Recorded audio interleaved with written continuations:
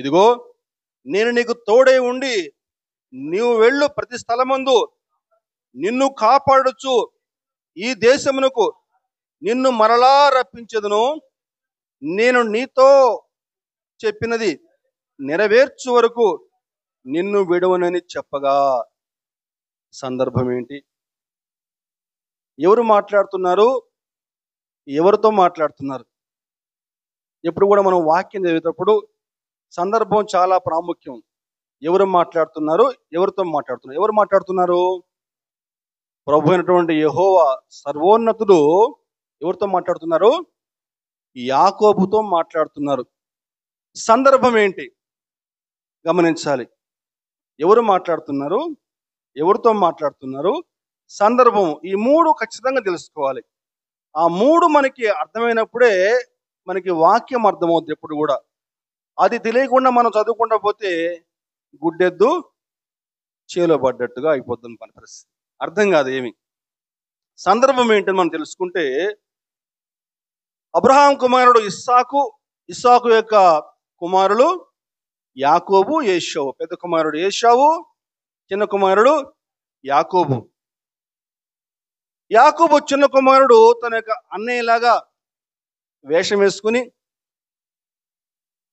తండ్రి వద్ద నుంచి అన్నయ్యకి రావాల్సిన ఆశీర్వాదాలు దొంగిలించినటువంటి సమయంలో అన్నయ్య ఎక్కడ చంపేస్తాడో అని చెప్పని భయపడిపోయి దూర ప్రాంతంలో, దూరదేశంలో తన మామ లాబాను ఉంటే అక్కడికి బయలుదేరి పారిపోతా ఉన్నాడు. రాత్రికాల సమయం అవుద్ది. ఒక భయంకరమైన అరణ్యంలో ఒక రాత్రి తలగడగా చేసుకుని నిద్రపోతూ ఉంటాడు ఒంటరిగా. అదిగో ఆ రాత్రికాల సమయంలో ప్రభు అయినటువంటి యెహోవా యాకోబుతో మాట్లాడుతున్నాడండి ఈ మాటలు. ఆ సందర్భం అది. ఇదిగో నేను నీకు తోడే ఉండి నీవు వెళ్ళు ప్రతి స్థలమందు నిన్ను కాపాడుచు ఈ దేశమునకు నిన్ను మరలా రప్పించదును. నేను నీతో చెప్పినది నెరవేర్చే వరకు నిన్ను విడవనని చెప్పగా. ఆ నిద్రపోతున్నప్పుడు యాకోబు కలగన్నాడండి. ఆ కలలో ఒక పెద్ద నిచ్చెన కనిపిస్తా ఉందట. ఆ నిచ్చెన యొక్క కొన ఆకాశానికి అంటుతా ఉంది. దాని పైనుంచి దేవదూతలు కిందకు దిగుతా పైకి ఎక్కుతా ఉన్నారు. ఆ యొక్క కొన పైన ప్రభువు అక్కడ నిలబడి మాట్లాడుతున్నాడు యాకోబుతోటి. ఈ వచనాలు వింటున్నప్పుడు దేవుని యొక్క కృప ఎంత అద్భుతమైనదో మనకి అర్థమవుతుందండి. వాస్తవానికి యాకోబు ఒక మోసగాడు, తండ్రిని మోసగించి పారిపోయి వస్తున్నాడు. అటువంటి యాకోబుతోటి ఏం మాట్లాడుతున్నాడండి? యాకోబుని జ్ఞాపకం చేసుకుంటున్నాడండి. నిజంగా దేవుని యొక్క కృప లేకపోతే ఈనాడు మన యొక్క జీవితాలు ఈనాడు నాశనం అయిపోయాయండి. దేవుని యొక్క కృప లేకపోతే ఆనాడు ఆ సిలువ పైన ఆ దొంగ పరిస్థితి ఏమయ్యేది? ఏమండి? ఆ దొంగ ప్రభుని అడుగుతున్నాడు. ఏమడుగుతున్నాడు? రెండో దొంగ, నన్ను జ్ఞాపకం చేసుకో ప్రభువా అని అడుగుతున్నాడండి. ప్రభు ఆ దొంగని క్షమించి ఏమంటున్నాడండి? నిశ్చయముగా నేడు నువ్వు నాతో పరదేశంలో ఉందువు. దేవుని యొక్క కృప ఎంత అద్భుతమైందో ఇదిగో ఈనాడు యాకోబుతో కూడా మాట్లాడుతున్నాడు. జాగ్రత్తగా గమనిస్తే ఇక్కడ ఒక 5 అంశాలు మనకు కనిపిస్తాయండి. 5 అంశాలు. నెంబర్ 1, నేను నీకు తోడుగా ఉంటాను. యాకోబు దేవుడు ఇచ్చిన వాగ్దానాలు. నేను నీకు తోడుగా ఉంటాను. ఇంకా నువ్వు వెళ్ళే ప్రతి స్థలములో నిన్ను కాపాడుతాను. ఈ దేశమునకు మరలా రప్పిస్తాను. నీతో చెప్పింది నెరవేర్చుతాను.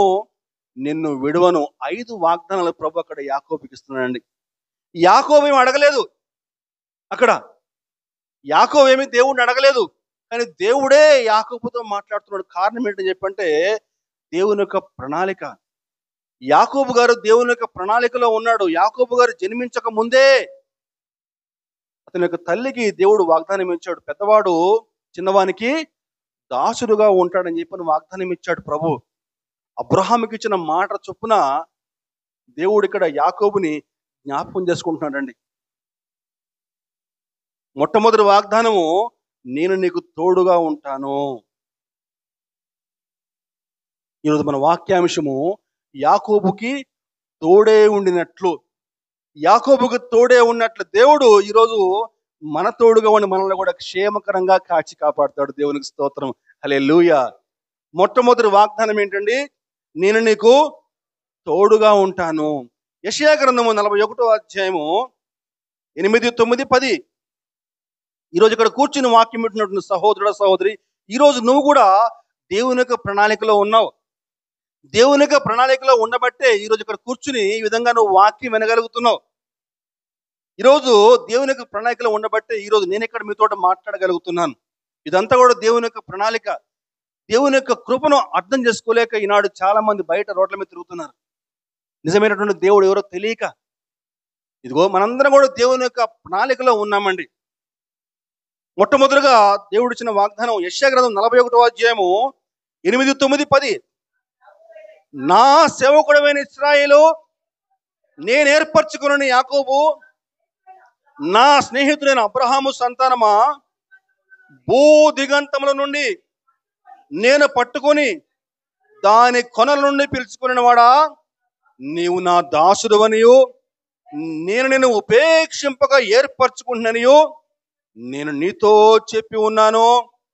నీకు తోడే ఉన్నాను, భయపడకము, నేను నీ దేవుడినే ఉన్నాను, దిగులు పడకము, నేను నిన్ను బలపడుతును, నీకు సహాయము చేయవాడును నేనే, నీతి అను నా దక్షిణ హస్తముతో నిన్ను ఆదుకొందును. ఎంత చక్కని మాటలండి, ఎంత చక్కని ఆదరణ మాటలు. ఇంత చక్కని ఆదరణ మాటలు మనకి ఏ గ్రంథంలో కనిపిస్తాయి? ఏమండి, ఏ దేవుడు ఈ విధంగా వాగ్దానం ఇవ్వగలడు? ఎంత ప్రేమగా పిలుస్తున్నాడు. ఏమంటున్నాడండి? నా స్నేహితుడైన అబ్రహాము సంతానమా, ఓ ఇశ్రాయేలు, నేను నీకు తోడుగా ఉంటానండి, బలపరుస్తానని చెప్తున్నాడండి. ఎంత శ్రేష్టమైన మాట అండి. దేవుడు అబ్రహామును జ్ఞాపకం చేసుకుంటున్నాడండి. దేవుడు అబ్రహాముకి ఇచ్చిన మాట చొప్పున ఏ మాట అండి? అబ్రహామా, నీవు నా మాట విని నీ దేశం నుంచి, నీ బంధువుల నుంచి, నీ ఇంటి నుంచి వేరైపో. ఆ విధంగా చెప్పి నేను నీకు చూపించే దేశానికి వెళ్ళు, అక్కడ నిన్ను అనేక జనములకు తండ్రిగా చేస్తాను, పాలు తేనెలు ప్రవహించే దేశాన్ని నీకు స్వాస్థ్యంగా ఇస్తాను.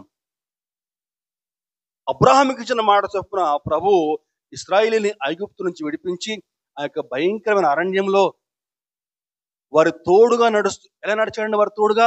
రాత్రిపూట అగ్ని స్తంభం వలె, పగటిపూట మేఘస్తంభం వలె వారు తోడుగా ఉండి వారిని క్షేమకరంగా, గద్ద తన పిల్లల్ని తన యొక్క రెక్కలపైన ఎలా ఎక్కించుకుంటుందో అలా క్షేమకరంగా వారిని కాచి కాపాడి పాలు తేనెలు ప్రవహించే దేశాన్ని వారికి స్వాస్థ్యంగా ఇచ్చాడండి. దేవునికి స్తోత్రం కలుగును. మన దేవుడు మాట ఇచ్చి తప్పేటువంటి దేవుడు కాదు, నమ్మకమైన దేవుడు, నీతిమంతుడు, న్యాయవంతుడై ఉన్నాడు.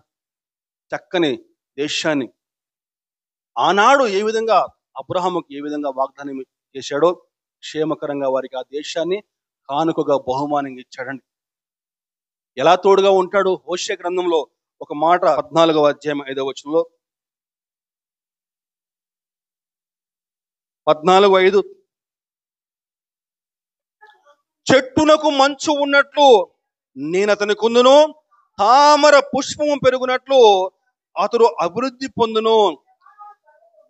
చెట్టుకు మంచు ఉన్నట్లుగా, ఎంత చక్కని మాట అండి. చెట్టుకు మంచు ఉన్నట్లుగా అంటే అలా అంటి పెట్టుకుని ఉంటాను అని చెప్పని, తోడుగా ఉంటాను. తామర పుష్పము పెరుగునట్లు. తామర పుష్పం ఎక్కడ పెరుగుద్దండి? బురదలో పెరుగుద్ది. బురదలో అండి. అంటే నువ్వు బురదలో ఉన్నా, అటువంటి వాతావరణంలో నువ్వు ఉన్నా కూడా నేను నిన్ను జ్ఞాపకం చేసుకుంటాను, నిన్ను తోడుగా ఉంటానని చెప్పిన ప్రభు వాగ్దానం ఇస్తున్నాడండి. ఆ విధంగా ఆనాడు అబ్రహాముకి వాగ్దానం ఇచ్చి దావీదు వంశంలో యేసుక్రీస్తు ప్రభు జన్మించడం ద్వారా అబ్రహాము అనేక జనములకు తండ్రిగా అయ్యాడండి. మరి ఆ విధంగా ప్రభు ఈనాడు నీకు నాకు తోడుగా ఉండాలని చెప్పారంటే ఏం చేయాలో తెలుసండి? ఈరోజు ఆనాడు అబ్రహాముకు దేవుడు ఏ విధంగా వాగ్దానం ఇచ్చి తోడుగా ఉన్నాడు, ఈరోజు మనందరి తోడుగా ప్రభు ఉండాలని చెప్పారంటే అదే హోషేయ గ్రంథంలో ఒక వచనం ముందు చూస్తే 14వ అధ్యాయం 1-2 వచనం చూస్తే, ఇశ్రాయేలు, నీ పాపము చేత నీవు కూలితివి కనుక నీ దేవుడైన యెహోవా తట్టుకు తిరుగుము. ఇదండి చేయాల్సింది. ముఖ్యంగా మన యొక్క పాపాలు వదిలి, మన యొక్క పాపిష్టి తలంపులు, మన యొక్క పాపిష్టి ఆలోచనలు వదిలేసి ఏం చేయాలట? దేవుని తట్టు తిరగాలి. ఇంకా ఇంకేమన్నారండి? సిద్ధపరచుకుని యెహోవా ఎద్దుకు తిరుగుడి, మీరుతో ఆయనతో చెప్పవలసింది ఏమనగా, మా పాపములన్నిటినీ పరిహరింపము, ఎడ్లకు బదులుగా నీకు మా పెదవులు అర్పించుచున్నాము. ఇదండి చేయాల్సింది. ఎడ్లకు బదులుగా బలులు అర్పించట కంటే మాట వినుట శ్రేష్టమండి. దేవునికి కానుకలు ఇవ్వటం కాదు దేవుడు అడిగేది, దేవుని యొక్క మాట వినాలని అడుగుతున్నాడండి. నా యొక్క మాట వినాలి. బలులు అర్పించట కంటే మాట వినుట శ్రేష్టము కదా. ఎప్పుడు చెప్పాడు ఈ మాట? సౌలు ఎప్పుడైతే దేవుని యొక్క మాట వినకుండా అమాలేకీయుల రాజు అగగును చంపకుండా వదిలేస్తాడో, అదిగో ఆ సందర్భంలో సమూయేలు ద్వారా పలికిస్తున్నాడు, సౌలా, బలులు అర్పించదు కంటే మాట వినుట శ్రేష్టము కదా అని చెప్తున్నాడండి. ఈరోజు దేవుడు కానుకలు అడగట్లేదు మనల్ని, దేవుని యొక్క మాట వినాలని చెప్పని పిలుస్తా ఉన్నాడండి. అదిగో దేవుని యొక్క మాట వింటూ దేవుని యొక్క ఆజ్ఞలు ఎప్పుడైతే నువ్వు పాటిస్తావో అప్పుడు దేవుడు ఎలా ఉంటాడట? చెట్టునకు మంచు ఉన్నట్లుగా దేవుడు నీ తోడుగా ఉంటాడు. దేవునికి స్తోత్రం, హల్లెలూయా. ఇది మొట్టమొదటి వాగ్దానం అండి. రెండో వాగ్దానం ఏంటని చెప్పారంటే, రెండో వాగ్దానము, నువ్వు వెళ్ళు ప్రతి స్థలమందు నిన్ను కాపాడొచ్చు. దేవుడు తన బిడ్డల్ని క్షేమకరంగా కాపాడుతూ ఉంటాడు. తన పట్ల ఎవరైతే విశ్వాసం కలిగి ఉంటారో, తన పట్ల ఎవరైతే భయభక్తులు కలిగి ఉంటారో వారిని క్షేమకరంగా కాపాడుతూ ఉంటాడండి. ఆదికాండము 45వ అధ్యాయము 7వ వచనం చూడగలిగితే, 45:7, ప్రాణముతో కాపాడుటకును దేవుడు మీకు ముందుగా నన్ను పంపించును. ఎలాటండి? ప్రాణముతో దేవుడు మీకు ముందుగా నన్ను పంపించును. సందర్భం ఏంటని మనం చూస్తే, యోసేపును అన్యాయంగా తన యొక్క అన్నయ్యలు బానిసగా అమ్మేస్తారు. ఆ విధంగా అమ్మేసిన తర్వాత దేవుని యొక్క ప్రణాళిక చొప్పున ప్రభువు యోసేపును కనికరించి ఐగుప్తుకి ప్రధానమంత్రిగా చేస్తాడు. భయంకరమైన కరువు తాండవిస్తూ ఉంటుంది ఆ సమయంలో యోసేపు యొక్క అన్నయ్యలు అక్కడికి వస్తారు ఆహారం కోసం. ఆ సమయంలో యోసేపు ప్రధానమంత్రిగా ఉంటాడు. అదిగో ఆ సందర్భంలో యోసేపు తన అన్నయ్యలను చూసి మాట్లాడుతున్నటువంటి మాటలు ఇవి. మళ్ళీ ఒకసారి చూద్దాం. ప్రాణముతో కాపాడుటకు దేవుడు మీకు ముందుగా నన్ను పంపించును. మన దేవుడు కాపాడువాడండి. ఒక్క వచనం ముందు చూస్తే 6వ వచనం కూడా, 2 సంవత్సరములు కరువు దేశములో ఉన్నది, సేద్యమైనను కోతైనను లేని సంవత్సరములు ఇంకా 5 వచ్చును. మిమ్మను ఆశ్చర్యంగా రక్షించి దేశములో మిమ్మను శేషముగా నిలుపుటకు, ప్రాణముతో కాపాడుటకు. అన్లారా, మీరు నన్ను బానిసగా అమ్మేసినందుకు మీరేమీ కూడా బాధపడొద్దు, దుఃఖపడొద్దు. దేవుని యొక్క ప్రణాళిక ఇది. దేవుడు క్షేమకరంగా మిమ్మల్ని కూడా కాచి కాపాడుటకే నన్ను మీకంటే ముందుగా పంపించాడు అని మాట్లాడుతున్నాడు. దేవుని యొక్క ప్రణాళికలు, దేవుని యొక్క ఆలోచనలు ఎంతో ఉన్నతంగా ఉన్నాయండి. ఆకాశానికి భూమికి ఎంత ఎత్తుగా ఉన్నాయో దేవుని యొక్క ఆలోచనలు అంత అద్భుతంగా, అంత ఉన్నతంగా ఉంటున్నాయి. దేవుని యొక్క ప్రణాళిక మనకు అర్థం కావు కొన్నిసార్లు. గమనించాలి. దావీదు గారి కీర్తనలో ఆ సందర్భాన్ని జ్ఞాపకం చేసుకుంటూ 33వ అధ్యాయము 18వ వచనంలో 33:18లో ఆ సందర్భాన్ని జ్ఞాపకం చేసుకుంటూ, వారి ప్రాణమును మరణము నుండి తప్పించుటకును కరువులో వారిని సజీవులుగా కాపాడుటకు. మన దేవుడు కాపాడే దేవుడు అండి. కరువులో వారిని సజీవులుగా కాపాడుటకు ప్రభు వారిని క్షేమకరంగా కాపాడాడండి. ఎందుకని దావీదు ఆ మాటలు మాట్లాడుతున్నాడని చెప్పానంటే, మనకి సమూయేలు గ్రంథంలో దావీదుని దేవుడు ఏ విధంగా క్షేమకరంగా కాపాడాడో ఒక వచనం అక్కడ ఉంది. 2వ సమూయేలు 8వ అధ్యాయము 6-14 కూడా చూద్దామండి. 8 రెండో సమూయేలు 8వ అధ్యాయము 6వ వచనం 14వ వచనం. దావీదు ఎక్కడికి పోయినను యెహోవా అతనిని కాపాడుచూ ఉండెను. అలాగే 14వ వచనం కూడా చూద్దామండి.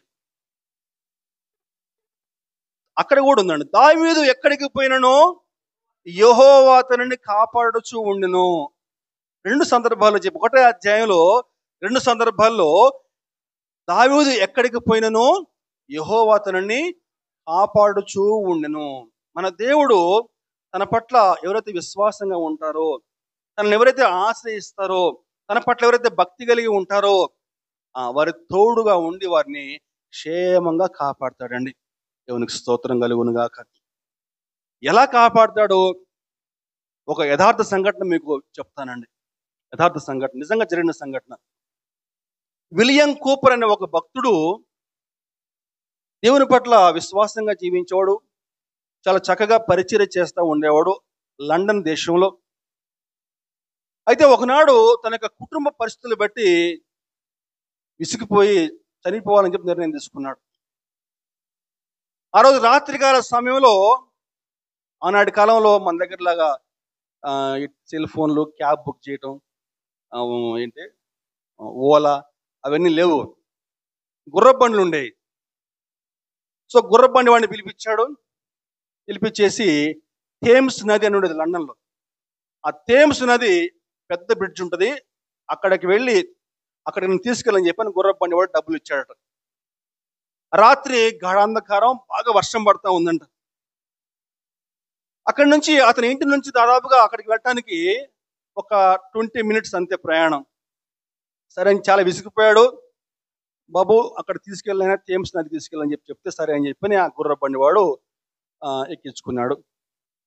అయితే 2 గంటలు ప్రయాణం చేసినా సరే ఆ గుర్రబండి వాడికి ఆ రూట్ అర్థం కావట్లేదట.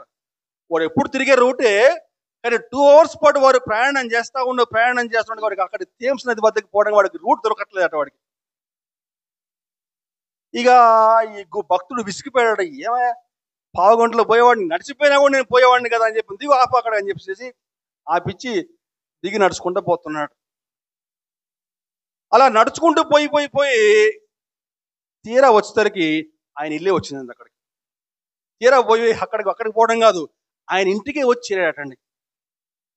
చాలా ఆశ్చర్యకర. తన ఆత్మకథలో ఈ యొక్క సంఘటన రాసుకున్నాడు. కారణం ఏంటి అని చెప్పానంటే, ఆయన రాస్తున్నాడు ఏంటని చెప్పంటే, ఆ గుర్రపు బండి వాడి యొక్క నేత్రాలు ప్రభు మూసివేశాడని చెప్పేసి చెప్తున్నాడండి. దేవుని యొక్క కృప ఎంత అమూల్యమైనది చెప్పాడు. తన పట్ల విశ్వాసంగా ఒక వ్యక్తి జీవిస్తూ ఉంటే సాతాను మిమ్మల్ని పక్కకు లాగేసే ప్రయత్నం చేసినా సరే దేవుడు మిమ్మల్ని క్షేమంగా కాపాడుతాడు. ఆ రోజు ప్రభు ఆ గుర్ర బండి వాడి యొక్క కళ్ళు మూసివేశాడు. కాబట్టి వాడికి ఆ రూట్ అర్థం కాలేదు, ఎక్కడ పోలో తెలియలేదు. వింటానికి కొంచెం ఆశ్చర్యంగా ఉంది కదా, కళ్ళు మూయటం ఏంటి, ఎక్కడ నవ్వుద్దా ఇది, కళ్ళు మూయటం ఏంటి అని చెప్పని. కానీ బైబిల్లో ఒక సంఘటన ఉందండి. కళ్ళు మూసి వాళ్ళకి గుడ్డితనం దేవుడు కలగజేశాడు. జ్ఞాపకం చేసుకుందాం.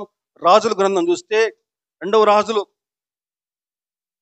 రాజులు 6వ అధ్యాయము 18వ వచనం చూస్తే, ఆ దండువారు అతనిని సమీపించినప్పుడు ఎలీషా ఈ జనులను అంధత్వంతో ముత్తుమని యెహోవాను వేడుకొనగా ఎలీషా చేసిన ప్రార్థన చొప్పున వారిని అంధత్వముతో మొత్తెను. అంధత్వం అంటే గుడ్డితనం అండి. సిరియా రాజు ఎలీషాను ఎలాగైనా పట్టుకోవాల్సిందే అన్నాటి కాలంలో. సిరియా, ఇప్పుడు కూడా సిరియా ఉంది కదా, ఇజ్రాయెల్ దేశం పక్కనే సిరియా ఉంది. ఎప్పుడు కూడా ఇజ్రాయెల్తో యుద్ధం చేస్తూ ఉంటారు. కానీ ప్రభు మాట ఇచ్చాడు. ఏం మాట ఇచ్చాడు? నిన్ను కాపాడుతాను, తోడుగా ఉంటానని చెప్పని మాట ఇచ్చిన ప్రభువు ఆనాటి నుంచి ఈనాటి వరకు కూడా ప్రభు క్షేమకరంగా కాపాడుతూనే ఉన్నాడు. ఇక ముందు కూడా కాపాడుతాడు. దేవునికి స్తోత్రం, హల్లెలూయా. సిరియా దేశం వాళ్ళు, సిరియా రాజు ఇజ్రాయెల్ పైన అటాక్ చేయాలని చెప్పి అనుకున్నప్పుడల్లా ఆ విషయం వారు తెలిసిపోతుందంట. తెలిసిపోయి వారి యొక్క ఆలోచనలు మార్చుకుంటున్నాడు ఇశ్రాయేల్ వాళ్ళు. ఏంటిది ఈ అంతఃపురంలో మనం అనుకుంటా ఉంటే అలా వెళ్ళి దాడి చేద్దామని చెప్పంటే ఆయనకి ఎట్లా తెలిసిపోతుంది ఈ విషయం వాళ్ళకి? మనం ఇక్కడ అనుకోవటం అని తెలిసిపోవటం. ఎట్లా తెలుస్తుంది ఈ విషయం అని చెప్పానంటే ఎవరు చెప్పారట, అయ్యా అక్కడ ఒక ఆయన ఉన్నాడు ఎలీషా అని చెప్పని, అక్కడ ఆయన ఉన్నంతసేపు మనం వాళ్ళని ఓడించలేము, ఉపయోగం లేదండి, వేస్ట్ అని చెప్పని అన్నాడు. సరే ఒక పని చేద్దాం అయితే, ఆ ఎలీషాను పట్టుకుని నాగే పట్టడానికి అని చెప్పాడు. రాత్రికాల సమయంలో గొప్ప సైన్యాన్ని పంపించాడు ఎలీషా వద్దకి. రాత్రి వేళ ఎలీషా పండుకొని నిద్రపోతా ఉన్నాడు. సిరియా సైన్యం అతని యొక్క ఇంటి చుట్టూ కూడా కమ్మేసింది. పొద్దున్న లేచి చూస్తే ఎలీషా యొక్క సేవకుడు బయటకు వచ్చి చూస్తే ఇంటి చుట్టూ కూడా సైన్యమే. గబగబ వచ్చి ఆ సేవకుడు ఎలీషాతో మాట్లాడుతున్నాడు. ఏంటని చెప్పానంటే 16వ వచనం చూస్తే, పనివాడు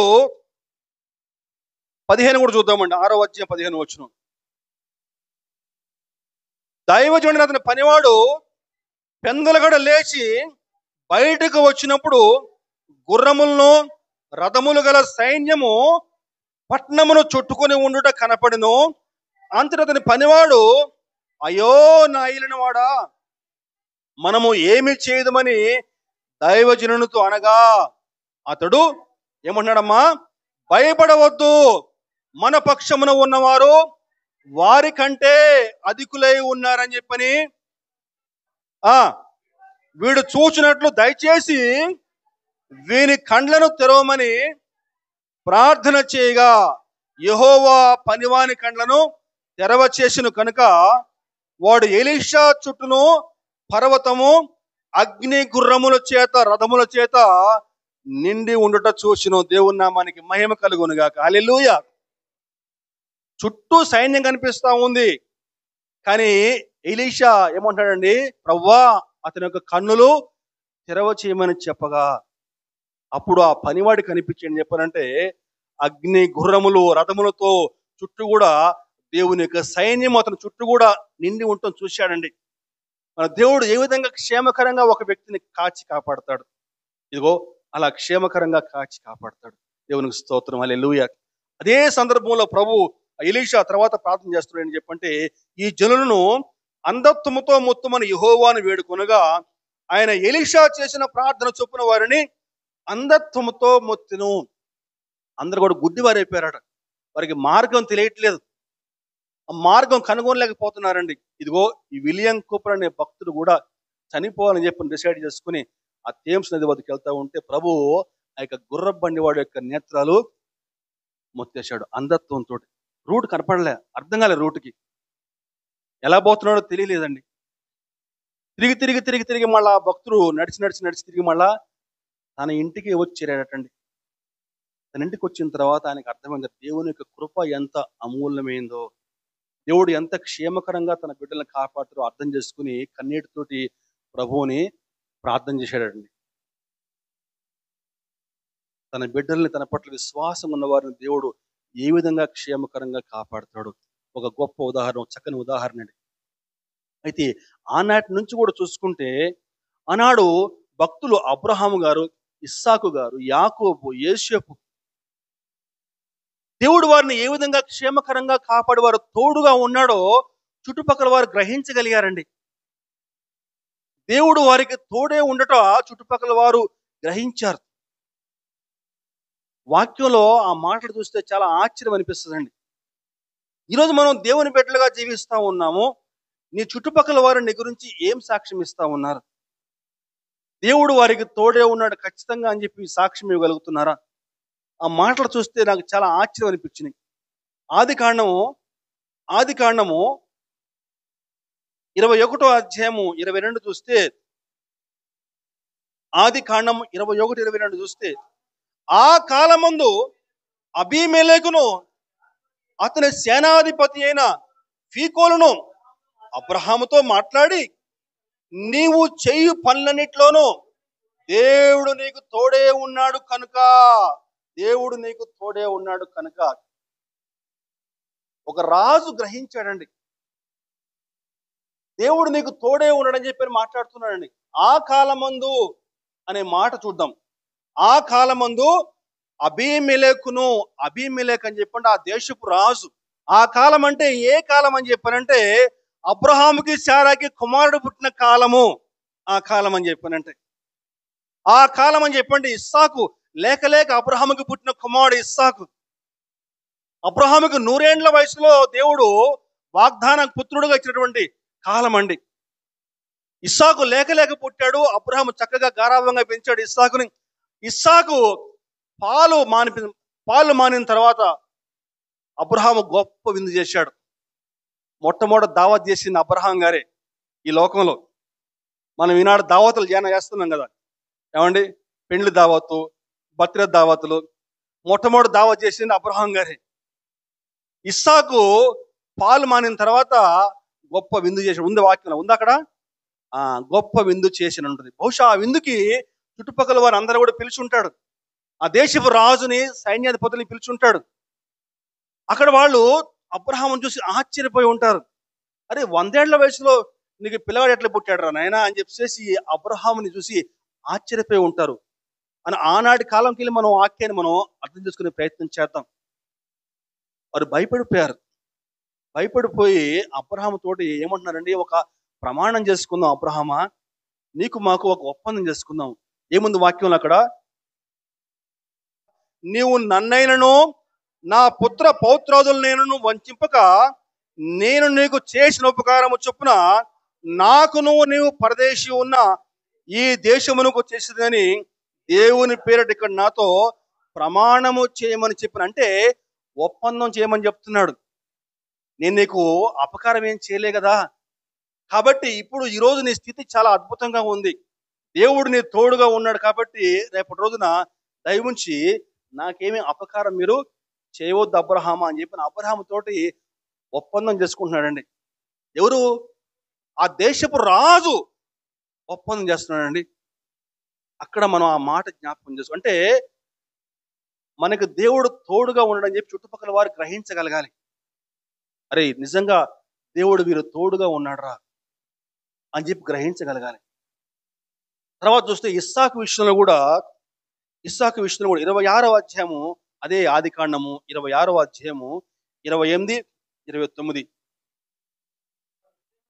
వారు నిశ్చయముగా యెహోవా నీకు తోడే ఉండుట చూచితిమి కనుక మనకు అనగా మాకును నీకును మధ్య ఒక ప్రమాణం ఉండవలననియు మేము నిన్ను ముట్టక నీకు మేలే తప్ప మరేమీ చేయక పంపివేసితిమి కనుక నీవును మాకు కీడు చేయకున్నట్లు నీతో నిబంధన చేసుకుందాం అనుకుంటుమే. అక్కడ కూడా నిబంధన అండి. వాళ్ళు కూడా భయపడ్డారు. అయ్యా, మేము నీకు ఏ కీడు కూడా చేయలే కదా, నీకు మేలే చేశాం కదా, దయ ఉంచి నువ్వు కూడా నాకు మేలే చేయి, మాకు కూడా ఏం కీడు చేయదు, ఒక ఒప్పందం చేసుకుందాం మనం అని చెప్పి మాట్లాడుతున్నాం. అక్కడ కూడా రాజే మాట్లాడేది కూడా. అంటే దేవుడు తోడుగా ఉన్నాడని చెప్పి చుట్టుపక్కల వారు గ్రహించారండి ఆనాటి కాలంలో. యేసేపు గారు కూడా చూద్దామండి. అంటే భక్తులు, ఆనాడు భక్తులు దేవుడు ఏ విధంగా వారు తోడుగా ఉండడని చెప్పి చుట్టుపక్కల వారు ఏ విధంగా గ్రహించారో మీకు జ్ఞాపకం చేస్తా ఉన్నాను. అలాగే యేసేపు విషయంలో కూడా ఆదికాండం 39వ అధ్యాయము 2-3 వచనాలు చూస్తే, యెహోవా యేసేపునకు తోడే ఉండెను కనుక అతడు వర్ధిల్లుచు. ఎక్కడ వర్ధిల్లుచు అమ్మా? ఎక్కడ? డబుల్ బెడ్రూమ్ ఫ్లాట్లోనా? ఎక్కడ వర్ధిల్లుచు అమ్మా? ఎక్కడ వర్ధిల్లుచు? పొతీఫరు యొక్క గృహంలో ఒక బానిసగా ఉన్నప్పుడు ఉంది. అక్కడ పొతీఫరు యొక్క గృహంలో బానిసగా ఉన్నాడు. ఒక బానిస అని చెప్పండి ఏం చేస్తారు? చక్కగా పంచభక్ష పరిమాణాలు పెడతారా? కట్టు బానిస. ఒక బానిసగా ఉన్నప్పుడు ఏముంది వాక్యంలో? అక్కడ ఏముంది వాక్యంలో? యెహోవా యేసేపుకు తోడే ఉండుట. యెహోవా అతనికి తోడే ఉండుట. తన యజమానుడగు ఏ ఐగుప్తుడు, పేరేం పేరు? ఐగుప్తుడి పేరు పొతీఫరు ఇంట ఉండిను యెహోవా అతనికి తోడే ఉండనియు అతడు చేసినదంతయు అతని చేతిలో యెహోవా సఫలము చేసినని. అరే, పట్టిందల్లా బంగారం అయిపోతుంది అని చెప్పి పొతీఫరు గ్రహించాడండి. ఈరోజు నువ్వు ఎక్కడైతే ఉద్యోగం చేస్తా ఉన్నావో, నువ్వు ఎక్కడైతే నివాసం ఉంటా ఉన్నావో, ఆ ఉద్యోగం చేసే వద్ద నీ పై అధికారులు గ్రహించాలి, ఇతనికి దేవుడు తోడే ఉన్నాడు కాబట్టి అతడు చేసేదంతా కూడా సఫలమవుతుంది. వీరికి దేవుడు తోడుగా ఉన్నాడు కాబట్టి వీరి యొక్క స్థితి చక్కగా అద్భుతంగా ఉంది. ఒకప్పుడు ఎట్లా ఉన్నారు? చిన్న రేకుల ఇంట్లో లేరిల్లు. దేవుడు ఎంత చక్కగా దీవించాడు వీళ్ళని, ఎంత అద్భుతంగా దీవించాడు వీళ్ళని అని చెప్పని చుట్టుపక్కల వారు చెప్పుకోగలగాలండి. ఈరోజు నీ చుట్టుపక్కల వారు నీ గురించి ఏం సాక్ష్యం ఇవ్వగలుగుతున్నారు? ఆదివారం భక్తులు వీళ్ళని చెప్పి సాక్ష్యం ఇవ్వగలుగుతున్నారా? ఆదివారం పూట భక్తులాగా బైబిల్ పట్టుకుని వెళ్తారు, మళ్ళీ సోమవారం శనివారం వరకు నోట్లో నోరు పెట్టలేము. ఈరోజు మన గురించి ఏం సాక్ష్యం ఇస్తున్నారు?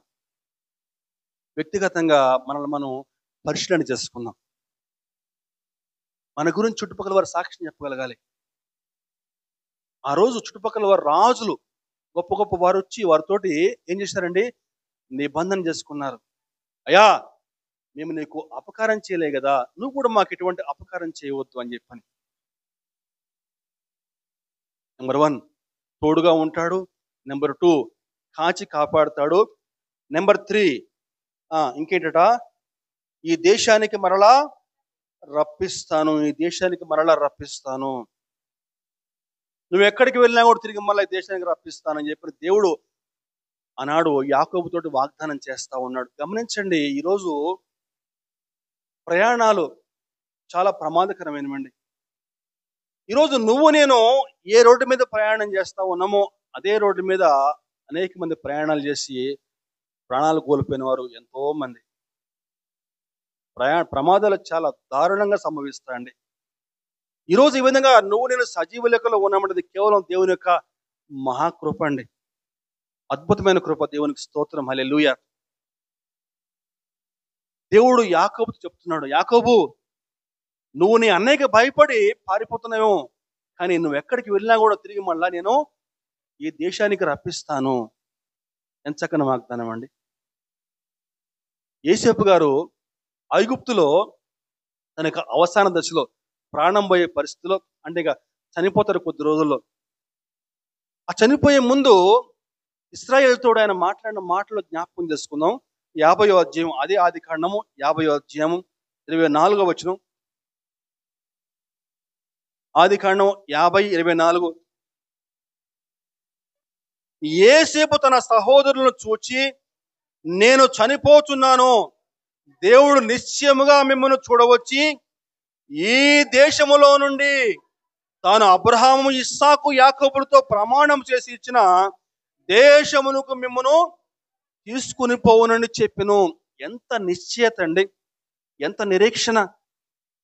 నిజంగా ఆ మాటలు ఎంత శక్తివంతమైన మాటలండి. ఇశ్రాయేలు చెప్తున్నాడు, అయ్యా, దేవుడు తప్పకుండా మిమ్మల్ని దర్శిస్తాడు, మనల్ని దర్శిస్తాడు తప్పకుండా. దేవుడు ఏమైతే వాగ్దానం ఇచ్చాడో ఆ దేశానికి మరలా మనల్ని ఇక్కడి నుంచి తీసుకెళ్తాడు. ఆ తర్వాత మాట చూస్తే ఇంకా అద్భుతమైన మాట.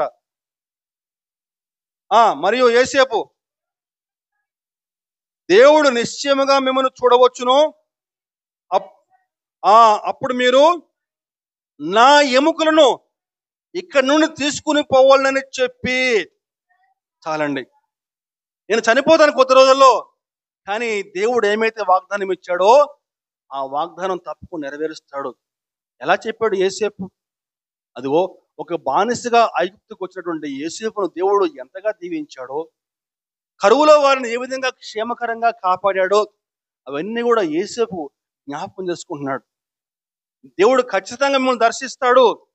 అలా దర్శింపవచ్చినప్పుడు నా యొక్క ఎముకల్ని ఇక్కడి నుంచి తీసుకుపోండి, ఎక్కడికి? కనానుకు తీసుకుపోయి అక్కడ పాతి పెట్టండి అని చెప్పని యోసేపు చెప్తా ఉన్నాడండి. అటువంటి నిశ్చయత, అటువంటి నిరీక్షణ మనం దేవుని పట్ల కలిగి ఉండాలండి. ఆనాడు ఇశ్రాయేలులకు దేవుడు ఏమైతే వాగ్దానం చేశాడో ఈరోజు మనందరితో కూడా ఒక వాగ్దానం చేశాడండి. ఏ వాగ్దానం తెలుసా? యోహాను సువార్త 14వ అధ్యాయం 3వ వచనంలో ప్రభు ఈనాడు మనందరికీ ఒక గొప్ప చక్కని వాగ్దానం చేశాడు. నేను వెళ్ళి మీకు స్థలము సిద్ధపరిచిన యెడల నేనుండు స్థలములో మీరును ఉండులాగిన మరలా వచ్చి నా యొద్ద ఉండుటకు మిమ్మును తీసుకుని పోదును. దేవునికి స్తోత్రం, హల్లెలూయా. త్వరలో వచ్చి, ఆ రోజులు త్వరలో రానే ఉన్నాయండి. ఎక్కడ చూసినా సరే యుద్ధ సమాచారాలు. ఎవరు ఊహించలే భారత్ పాకిస్తాన్ యుద్ధం రకరకాలుగా సంభవిస్తా ఉన్నాయి. పరిణామాలు చాలా వేగంగా మారిపోతూ ఉన్నాయండి. ఏముంది వాక్యంలో, ఆ దినము సమీపించిన కొలది మీరు యుద్ధ సమాచారములు మీకు వినపడును అనే మాట జ్ఞాపకం చేస్తుంది. అనేకమైన యుద్ధాలు రాబోతా ఉన్న త్వరలో. తెస్సలోనిక పత్రికలో ఆ దినము ఎలా వస్తుందట? 5వ అధ్యాయము 1-2 వచనాలు. మొదటి తెస్సలోనిక 5వ అధ్యాయం 1-2. సహోదరులారా, ఆ కాలములను గూర్చి ఆ సమయములను గూర్చి మీకు వ్రాయనక్కర్లేదు. రాత్రి వేళ దొంగ ఎలాగూ వచ్చునో అలాగే ప్రభువు దినము వచ్చునని మీకు బాగుగా తెలియను. ప్రభువు దినము, దేవుని యొక్క రాకడ 2 రకాలుగా ఉంటుందండి. ఒకటి రహస్య రాకడ, ఇంకోటి బహిరంగ రాకడ. రహస్య రాకడ ఎలా ఉంటుందట? దొంగ వలే వచ్చును. ఆ ప్రభువు మధ్యాకాశానికి వచ్చేస్తాడు. ఆ మధ్యాకాశానికి వచ్చినప్పుడు ఎవరైతే రక్షణ పొందుకుంటారో, దేవుని పట్ల విశ్వాసం కలిగి ఉంటారో, నిరీక్షణ కలిగి ఉంటారో, వారందరూ కూడా ఒక క్షణంలోనే మహిమ శరీరం ధరించి మేఘములపై, దేవునికి స్తోత్రం, హల్లెలూయా. అటువంటి నిశ్చయత ఈరోజు మనలో ఎంతమందికి ఉంది? ఆనాడు యేసేపు ఒక నిరీక్షణ కలిగి ఉన్నాడు. ప్రభువు నిశ్చయంగా మిమ్మల్ని దర్శిస్తాడు. అలా దర్శించినప్పుడు మీరు ఇక్కడి నుంచి నా ఎముకల్ని తీసుకుని పోవాలి. ఎంత గొప్ప నిరీక్షణ! 430 ఏళ్ల తర్వాత దేవుడు మరలా ఇశ్రాయేలును దర్శించాడు, మోషే అహరోనును పంపించి. ఈరోజు అటువంటి నిశ్చయత మనం కలిగి ఉండాలండి. 3 అంశాలు మనం చెప్పుకున్నాం. మొట్టమొదటిగా, నేను నీకు తోడుగా ఉంటాను. నెంబర్ 2, ప్రతి స్థలం ముందు నిన్ను కాపాడుతాను. 3వదిగా, మరలా ఈ దేశానికి రప్పిస్తాను. దేవునికి స్తోత్రం. దేవుడి కొద్ది మాటలు దీవించును గాక. ఆమేన్.